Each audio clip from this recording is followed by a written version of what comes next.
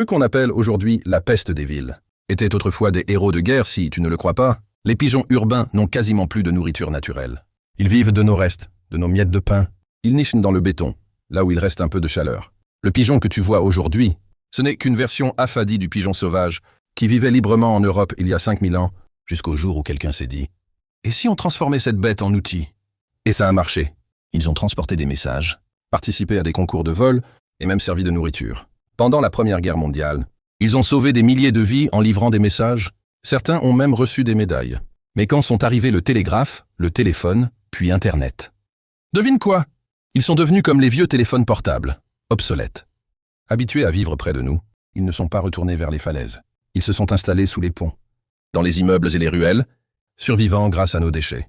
Aujourd'hui, on les appelle parasites, mais ils sont incroyablement intelligents. Ils reconnaissent nos visages, mémorisent des trajets complexes et sont aussi brillants que les perroquets, aussi affectueux que n'importe quel oiseau domestique. Alors, la prochaine fois que tu verras ce petit lépreux picoré, souviens-toi, ce que tu appelles un rat volant n'est en réalité qu'une autre victime de l'humanité.